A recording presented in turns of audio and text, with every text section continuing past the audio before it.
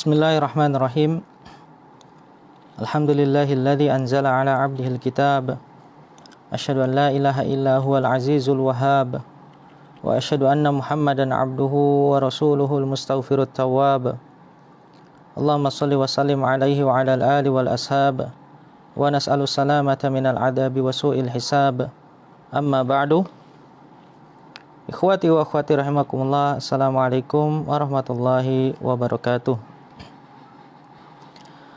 Segala puji bagi Allah yang telah mengutus seorang Rasul dengan bahasa yang terang untuk menjelaskan syariatnya kepada hamba-hambanya dengan terang.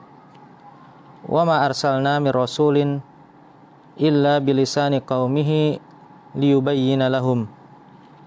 Tidaklah kami utus seorang Rasul pun melainkan dengan bahasa kaumnya, agar dia dapat memberikan penjelasan kepada mereka dengan terang.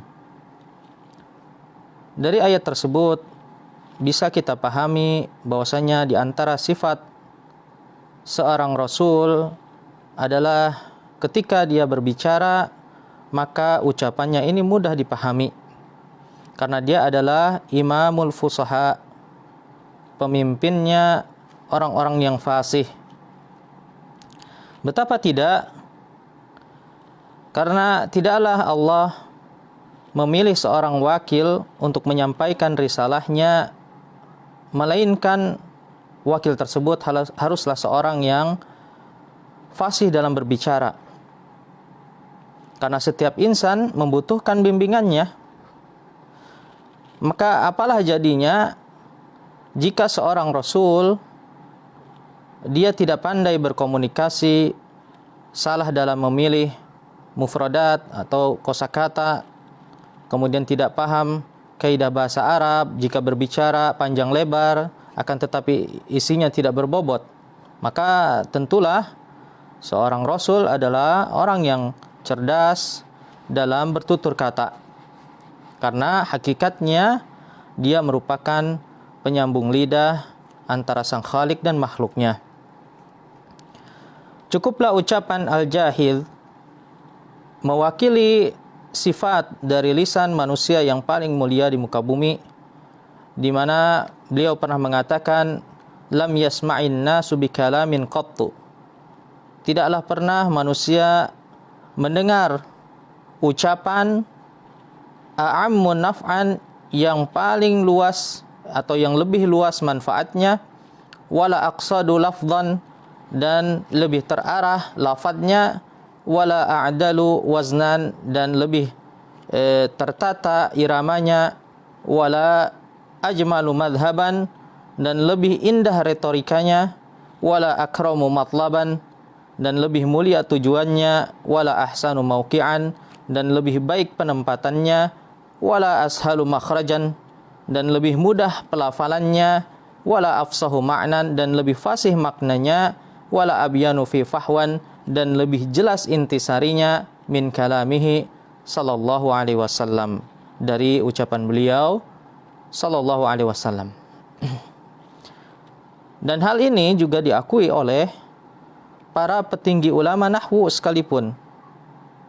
Di antaranya Yunus bin Habib, guru dari Sibawayh dan Al-Kisai, juga pernah menyampaikan, ma ja'ana an ahad min rawa'i'il kalam ma ja'ana an Rasulillah sallallahu alaihi wasallam. Belum sampai kepada kami ucapan seseorang sebagaimana indahnya ucapan Rasulullah sallallahu alaihi wasallam yang sampai kepada kami. Atas dasar tersebut, maka pantaslah jika hadis beliau sallallahu alaihi wasallam dijadikan sebagai sumber rujukan kedua bagi ilmu nahwu setelah Al-Quran. Dan ini disampaikan oleh banyak ulama nahwu, di antaranya Ibnu Babsyad rahimahullah. Beliau pernah mengatakan, an-nahwu ilmun mustambit bil qiyasi wal istiqra.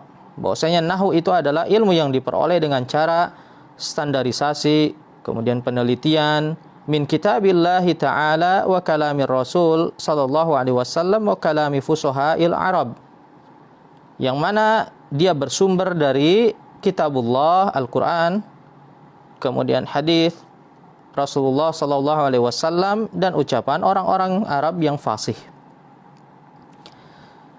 Kendati demikian, ikhwati fillah rahimakumullah, fakta yang kita dapati di lapangan, yakni jika kita melihat kitab-kitab nahwu, khususnya kitab-kitab nahwu klasik, kebanyakan kita dapati tidaklah mereka atau sedikit sekali mereka berhujjah dengan kalam beliau sallallahu alaihi wasallam. Bahkan di antara mereka ada yang menolaknya secara mutlak. Kita sebut saja di antaranya Ibnu Dha'i, kemudian Abu Hayyan, kemudian As-Suyuti. Ya, mereka adalah termasuk ke dalam kelompok ulama yang menolak untuk berhujjah dengan hadis Nabi sallallahu alaihi wasallam di dalam ilmu nahwu secara mutlak. Dan inilah masalah yang akan kita angkat pada kesempatan kali ini. Pertama-tama, perlu kita mengetahui bahwa ulama nahwu di dalam perlakuan mereka terhadap hadis Nabi sallallahu alaihi wasallam sebagai sumber hujjah terbagi menjadi dua kelompok besar. Ada yang menerima dan ada pula yang menolaknya. Meskipun di sana ada pendapat yang ketiga, yakni pendapat yang dibawakan oleh Al-Imam Syatibi dan pengikut beliau, yakni menerima hadis dengan sejumlah persyaratan. Ada 6 persyaratan. Akan tetapi hakikatnya kelompok ini sebetulnya mendukung atau lebih dekat dengan kelompok yang menerima hadis Nabi sallallahu alaihi wasallam. Nah, inilah yang akan kita bahas, sebetulnya berporos pada 2 pertanyaan. Pertanyaan pertama, atas dasar apakah kelompok yang menolak hadis Nabi sallallahu alaihi wasallam yang mulia ini sebagai landasan utama dalam ilmu nahwu? Nah, ini pertanyaan pertama. Pertanyaan kedua, mengapa kelompok yang menerima hadis Nabi sallallahu alaihi wasallam sebagai hujjah dalam ilmu nahwu pun kita dapati sedikit sekali mereka menggunakan hadis dalam kitab-kitab mereka? Apa sebabnya? Nah, ini 2 pertanyaan yang akan kita ungkap jawabannya langsung mendengar dari mereka. Dan akan kita sampaikan pula tanggapan atas alasan-alasan mereka. Pertanyaan yang pertama, apa alasan nuhat menolak secara mutlak untuk berhujjah dengan hadis Nabi sallallahu alaihi wasallam? Ada 2 alasan yang disampaikan oleh Abu Hayyan di dalam kitabnya Syarhut Tashil, At-Tashil milik Ibnu Malik, yang juga dikutip oleh As-Suyuti di dalam kitabnya Al-Iqtirah. Alasan yang pertama, yakni dikarenakan bolehnya periwayatan dengan makna. Ya. Alasan yang pertama, yakni para rawi membolehkan periwayatan hadis dengan makna tanpa lafaz. Sehingga seringkali kita dapati ada satu hadis yang redaksinya berbeda-beda antara satu rawi dengan rawi yang lain. Ya, misalnya satu hadis lafadznya demikian di dalam Sahih Bukhari. Tetapi ada hadis yang maknanya sama, lafadznya atau redaksi yang berbeda di Sahih Muslim misalnya. Nah, hal ini dianggap bahwasanya perawi ini mengganti satu lafadz dengan muradifnya atau sinonimnya, akan tetapi maknanya berdekatan atau sama. Maka hal ini tidak diterima dalam ilmu nahwu. Kenapa? Karena lafadz merupakan modal utama di dalam ilmu bahasa. Ya, bahasa apapun itu, maka lafadz ini adalah modal utama. Sehingga menurut mereka, bagaimana mungkin kita bersandar dengan suatu lafadz yang kita sendiri ragu apakah lafadz tersebut benar-benar diucapkan oleh Nabi kita sallallahu alaihi wasallam atau lafaz tersebut berasal dari perawi hadis. Nah, ini alasan yang pertama. Alasan yang kedua, mengapa mereka menolak hadis adalah karena kebanyakan perawi hadis berasal dari non-Arab. Ya, kebanyakan mereka orang Ajam, bukan asli orang Arab, yang mana keseharian mereka tidak berbahasa Arab. Kita ambil contoh seperti Imam Bukhari dan Imam Tirmidzi, mereka berasal dari Uzbekistan. Kemudian Imam Muslim, Abu Dawud, dan Ibnu Majah berasal dari Iran. Sehingga mereka menganggap bahwa besar sekali peluang akan terjadinya lahan, yakni kesalahan bahasa di dalam riwayat mereka. Ya, sehingga mereka bertanya-tanya, pantaskah kita mempelajari ilmu nahwu dengan bersumber atau berlandaskan pada riwayat orang-orang yang non-Arab. Nah, ini adalah alasan yang kedua. Maka dari sini kita bisa menanggapi dua alasan tersebut dengan tanggapan yang ilmiah. Kita berikan masing-masing alasan 4 tanggapan. Ya, masing-masing alasan kita sebutkan 4 tanggapan. Yang pertama, tanggapan atas alasan yakni bolehnya meriwayatkan hadis dengan makna. Tanggapan pertama, bahwasanya jumhur ulama pada asalnya tidak membolehkan periwayatan hadis dengan makna. Artinya apa? Pada asalnya riwayat hadis itu dengan lafaz, yakni sesuai dengan apa yang diucapkan oleh beliau sallallahu alaihi wasallam. Dan hal ini disampaikan sendiri oleh murid Ibu Abu Hayyan, yaitu Nadhirul Jaish, di mana beliau mengatakan la syakka annal asla fil marwi an yurwa bil lafz, ya, bil lafz alladhi sumi'a min Rasulillah. Yakni tidak diragukan lagi bahwasanya asalnya riwayat itu diriwayatkan dengan lafaz, ya, yang didengar langsung dari Rasulullah sallallahu alaihi wasallam. Yakni bukan dengan makna. Asalnya dengan lafaz sesuai dengan apa yang diucapkan oleh beliau. Tanggapan kedua, bahwasanya para ulama membolehkan periwayatan hadis dengan makna dengan syarat. Yakni perawi tersebut adalah seorang yang benar-benar menguasai bahasa Arab dan menguasai sebagian besar dari mufradat bahasa Arab.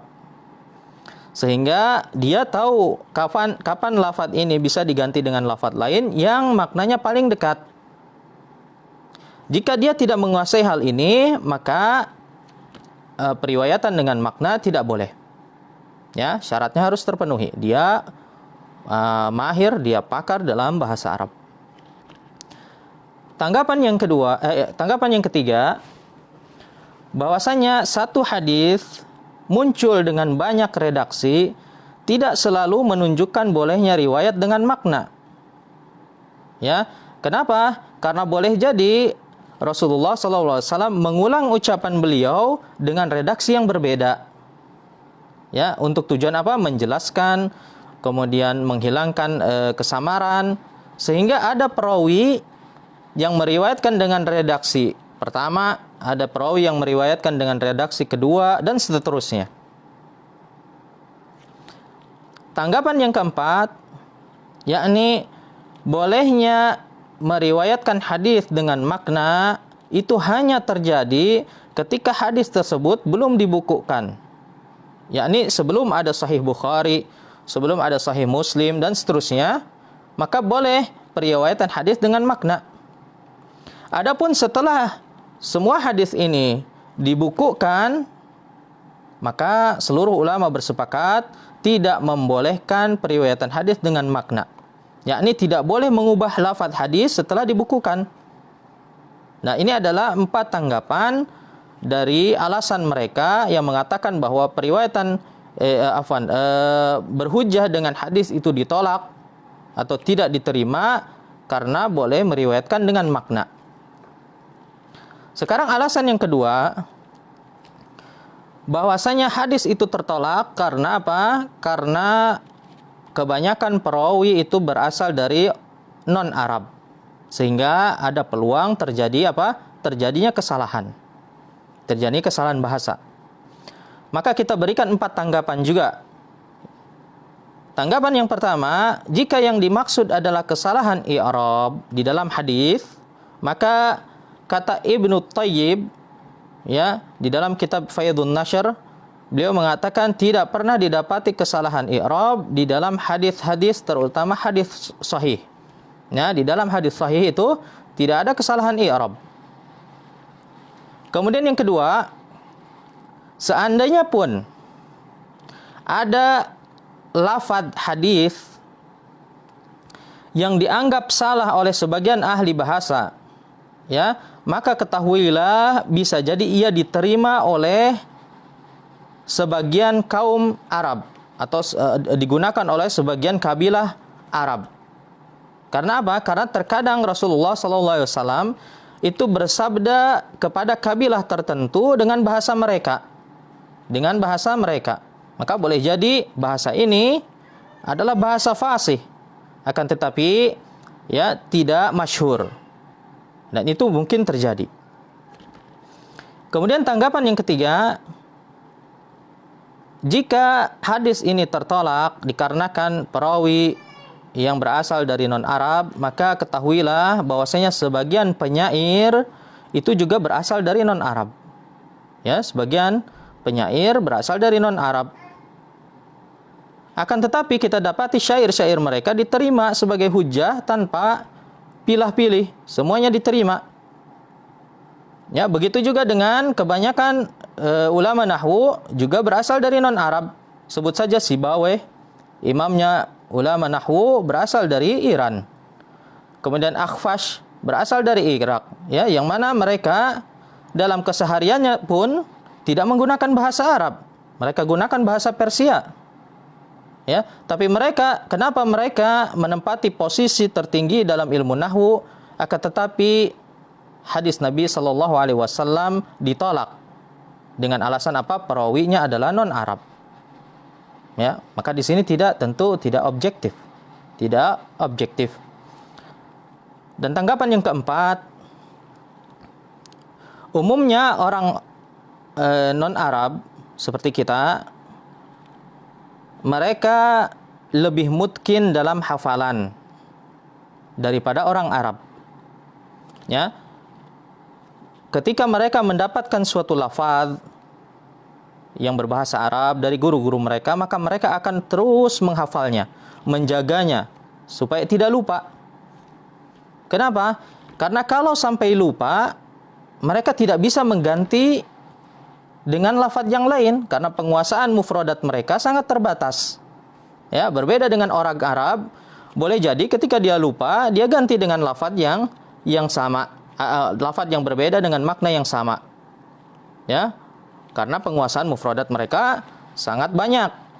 Kalau orang Arab biasanya mereka menghafal, ya, menghafal lafaz, ya, benar-benar menjaganya, karena kalau sampai terlupa maka mereka tidak akan bisa menggantinya dengan lafaz yang lain.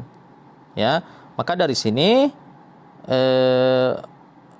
menutup sebelah mata terhadap rawi-rawi non-Arab itu adalah sesuatu yang tidak tepat.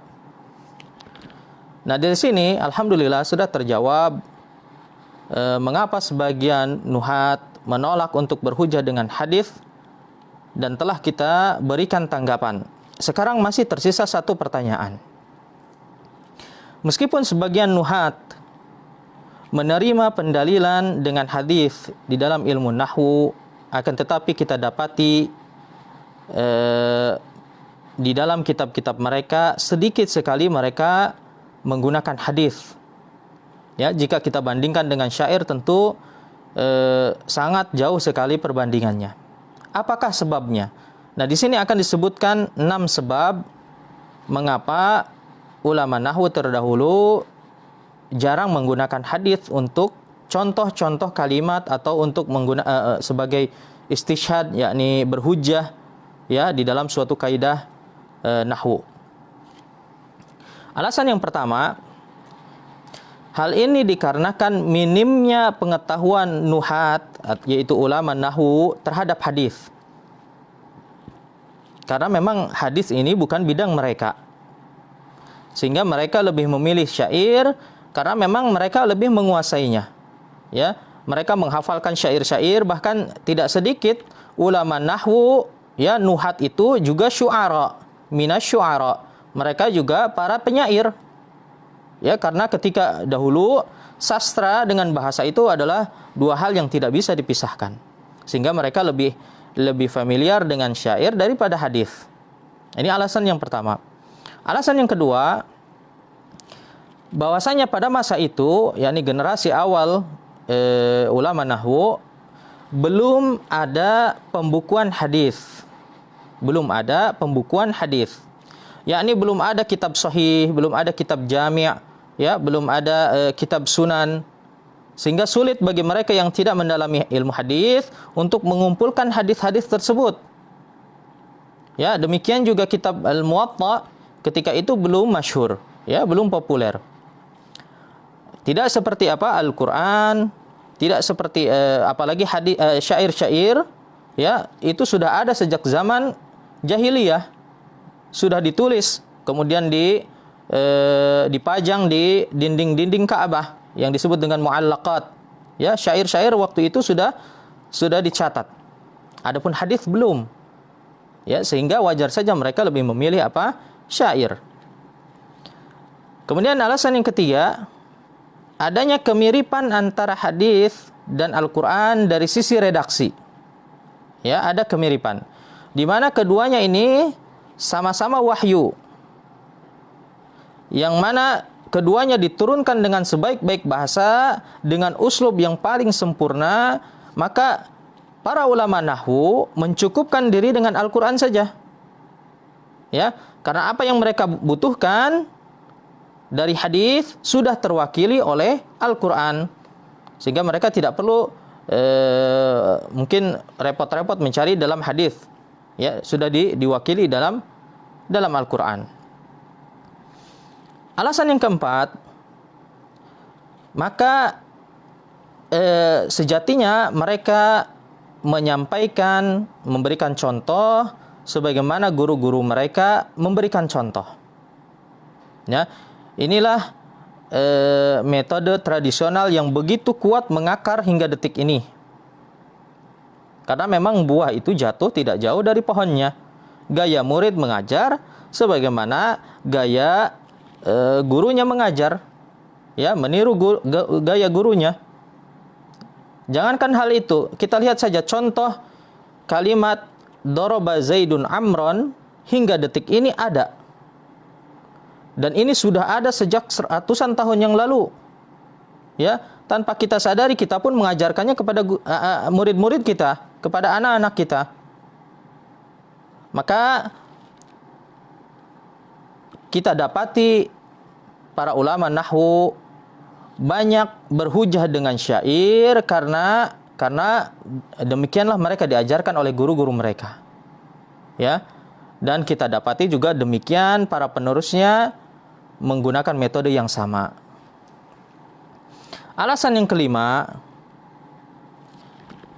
sedikit banyak pemikiran ahlul kalam dan Mu'tazilah dan juga firqah-firqah sesat yang lainnya yang ketika itu, ya, mereka sedang naik daun, yakni pada masa keemasan ilmu nahwu, firqah-firqah ini sedang banyak menjamur di kalangan masyarakat.